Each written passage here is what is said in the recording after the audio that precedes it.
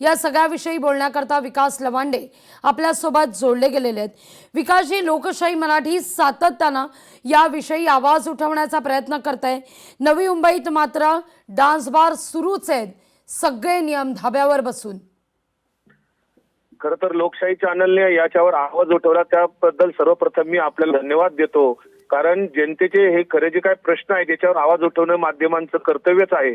नवी मुंबईमध्ये जे काही डान्स बार बेकायदा रीतीने अवैध पद्धतीने सुरू आहेत हे खरं तर स्थानिक पोलिसांच्या आशीर्वादाने सुरू आहेत आणि त्यांचे जे काही हप्ते जातात ते पोलिसांमार्फत मंत्रालयापर्यंत जातात का याचा शोध कोणीतरी घेतला पाहिजे। देवेंद्र फडणवीस मुख्यमंत्री साहेब गृहमंत्री म्हणून पूर्णपणे फेल झालेले आहेत याची अनेक उदाहरणं आपल्याला देता येतील। राज्याला खरं तर गृहमंत्री स्वतंत्रपणे मिळायला पाहिजे आणि हप्तेखोरी ही जी काय आहे नवी मुंबई असेल किंवा अन्य प्रत्येक शहरामध्ये अशी अवैध धंद्यांची हप्तेखोरी सुरूच आहे। पोलिसांच्या आशीर्वादाने जे काय डान्स बार नवी मुंबईमध्ये सुरू आहेत। खरं तर वैकुंठवासी आर.आर. पाटील यांनी डान्स बार बंदीचा कायदा केला आणि या सरकारने मात्र हप्ते खाऊन ते सुरूच ठेवलेले आहेत, त्याचा आम्ही तीव्र निषेध करतो। देवेंद्र फडणवीसांनी याची जबाबदारी घ्यायला हवी।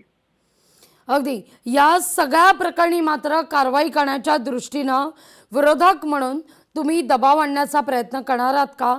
हा मुद्दा लावून देण्याच्या दृष्टीनं विरोधकांची सुद्धा तितकीच जबाबदारी आहे।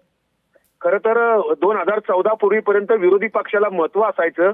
विरोधी पक्षाने कुठलाही मुद्दा जर पुढे आणला किंवा कुठल्या विषयावर आंदोलन केलं तर त्याला सरकारी पक्ष किंवा सत्ताधारी पक्ष तिथे प्रतिसाद देत होता। म्हणजे उदाहरणार्थ आपल्याला आठवत असेल अण्णा हजारेंचं आंदोलन होतं, मनमोहन सिंग साहेब त्याला प्रतिसाद देत होते आणि त्याला प्रश्न उत्तर करत होते।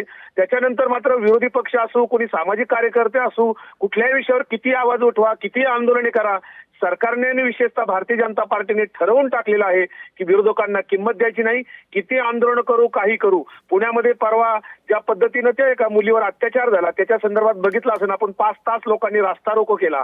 अनेक प्रश्नावर शेतकरी प्रश्नावर लोक आंदोलन करतायत, बेरोजगारीबद्दल आंदोलन होत आहेत, दारूबंदीवर आंदोलन होत आहेत, महिलांच्या अत्याचाराबद्दल आंदोलन होत आहेत, पण सरकार मात्र कोणालाही तिथं दखल घेताना दिसत नाही।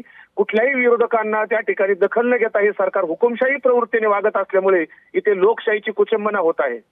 अगदी विकासजी, खूप खूप धन्यवाद आमच्याशी संवाद साधला त्याबद्दल। इथं लोकशाहीची कुचंबना होतीये अशी प्रतिक्रिया विकास लवांडे यांनी दिलेली आहे।